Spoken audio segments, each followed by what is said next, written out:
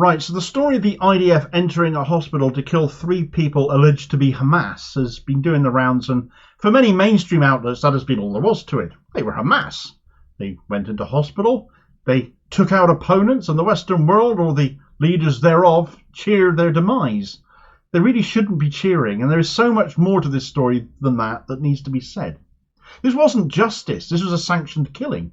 These people weren't put on trial, didn't face actual justice, they were assassinated. And if you think that's the road to peace, then you're dafter than you look. This also didn't take place in Gaza, somewhat obvious given it was a hospital they entered. Gaza doesn't really have any that can be described as anywhere near as functional as this one for a start.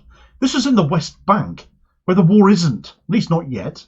There's a lot to unpack from this incident, not least the fact Israel, in the manner they conducted themselves here, have added an entirely new war crime to the list of allegations against them in the process. Right, so if you're a user of social media, a variety of social media platforms, and are following the goings on in the Middle East between Israel and Palestine, the video footage of these IDF soldiers entering the Ibn Sina specialised hospital in Jenin in the West Bank, where they assassinated 3 people purported to be Hamas operatives. One was supposedly a Hamas commander. Israel can't seem to beat them in the field, so they enter hospitals and shoot them where they lay in bed, it would appear. We had the spectacle of 3 IDF soldiers crossing our screens. This is a piece of video that we've seen. Apparently there were more than 3 that went into the hospital, but we had this spectacle of 3 IDF soldiers dressed as hospital workers, dressed in scrubs, surgical masks. The rifles gave them away still. I don't know what they hoped to achieve with their disguises exactly, carrying guns, but there you go. They went in, killed 3 men and left. The Western mainstream media reported this and basically gave the equivalent of a shoulder shrug. So let's flip the story a moment and see if they give the same reaction. Imagine 3 Hamas operatives dressed as hospital workers entered an Israeli hospital and killed 3 members of the IDF in their beds. Would the media let that go? Well, we know the answer to that, don't we? A hostage raid on October 7th has resulted in nearly 4 months of levelling the entire Gaza Strip, with Israel's supporters saying they deserved it and helping to supply guns and other armaments in the form of aid to them. A massively disproportionate response, as we know. There would be global condemnation if this were Hamas doing this. Instead, nothing is said because it is Israel, and Israel must always be protected and held to a higher standard, it would seem. This wasn't justice. It might have been sanctioned by the Israeli state, but they faced the ICJ on charges of genocide themselves, so they aren't a responsible government, to say the least. This was a state-sanctioned death squad, an extrajudicial killing, sent in to kill people and disguised themselves whilst they did it. Hospitals have protected status in times of war. If you've been following this story for long enough, if you've been following my content on this for long enough, you know hospitals have protected status. They are never legitimate targets, and to target them in any way, shape or form, or anyone within them, is a war crime. The fact Israel have all but destroyed every single hospital in Gaza stands testament to why they belong in The Hague. But here we are, not in Gaza, not where the war is, not where Hamas operate even, if these men happen to be Hamas. We're in the West Bank, and a hospital has become a target there, or rather people within it, enjoying the protected status the hospital affords them. But this means nothing to Israel, who act with impunity, have violated that, committed yet another war crime against hospitals, and a whole new war crime whilst they were at it. How many times, I wonder, have Israel accused Hamas of hiding amongst civilians, dressing as civilians, not wearing uniforms in order to hide, and said they are committing war crimes by doing that?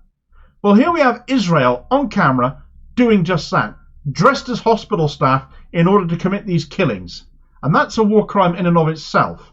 It's called perfidy. Perfidy is a war crime of deception. It is a promise to act in good faith, only to break it as soon as your enemy is vulnerable. Another example would be to raise a white flag, and as soon as your enemy comes out, drop the flag and shoot them. Perfidy is specifically prohibited in the Geneva Conventions under Article 37 of Protocol 1 additional to the Geneva Conventions of 1949. Basically an amendment to it, including bits that were overlooked in the original conventions. I presume this is why they came into existence. But Article 37 states, Article 37, Prohibition of Perfidy. 1. It is prohibited to kill, injure or capture an adversary by resort to perfidy. Acts inviting the confidence of an adversary to lead him to believe that he is entitled to or is obliged to accord protection under the rules of international law applicable in armed conflict with intent to betray that confidence shall constitute perfidy. The following acts are examples of perfidy. A. The feigning of an intent to negotiate under a flag of truce or of a surrender. B. The feigning of an incapacitation by wounds or sickness. C. The feigning of civilian non-combatant status. And D. The feigning of protected status by use of signs, emblems or uniforms of the United Nations or of neutral or other states not parties to the conflict. 2. Ruses of war are not prohibited. Such ruses are acts that are intended to mislead an adversary or to induce him to act recklessly, but which infringe no rule of international law applicable in armed conflict, and which are not perfidious because they do not invite the confidence of an adversary with respect to protection under that law. The following are examples of such ruses: the use of camouflage, decoys, mock operations, and misinformation. So by dressing as hospital workers, they've breached the Geneva Conventions again, namely in the instance of Article 37 of Protocol 1. Terrorists embedding themselves amongst the civilian population and disguising themselves as hospital workers. It's a headline any mainstream news channel would happily trot out if they were talking about Hamas. But it doesn't get spelt out that way when it's Israel, because they'll be the terrorists that we're backing, wouldn't they? Of course, we only have Israel's word that these 3 individuals killed in their hospital beds were, in fact, Hamas. I wonder, since Gaza and the West Bank are cut off from each other and Gaza is surrounded by a border wall and has been for years, just how Hamas got their people into West Bank hospital beds in where Jenin is. But so often the truth is not what Israel say it is. US news outlet Mondo Vice have reported on this incident, and their article on this matter paints a very different picture.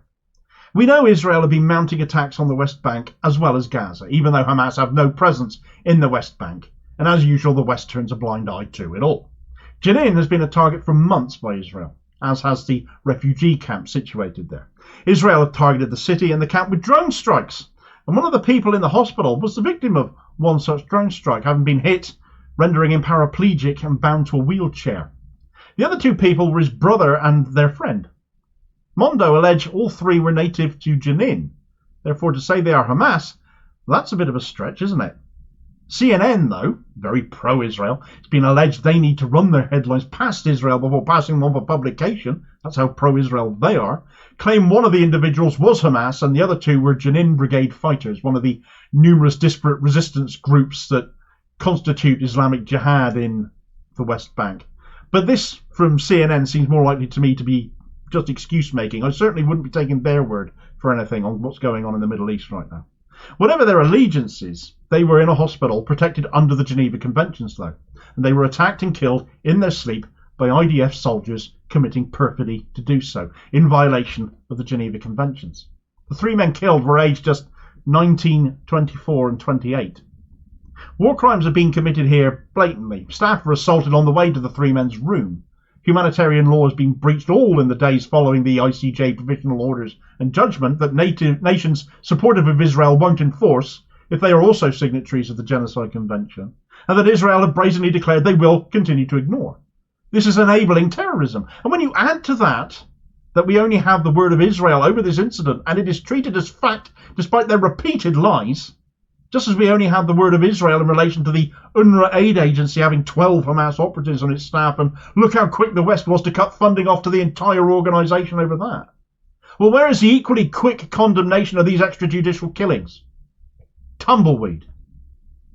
Israel are continuing to act as if international law does not apply to them, and if the mainstream media and our politicians won't keep pointing it out, then it is up to us instead. Gaza are already appearing to have given up hope of the ICJ orders making any difference, since they have now resumed rocket attacks on Israel for the first time this year, having stopped the attacks since South Africa brought their genocide case against Israel. And if you watch this video next, you can hear all about this resumption in rocket fire by Hamas, and I'll hopefully catch you on the next vid. Cheers, folks.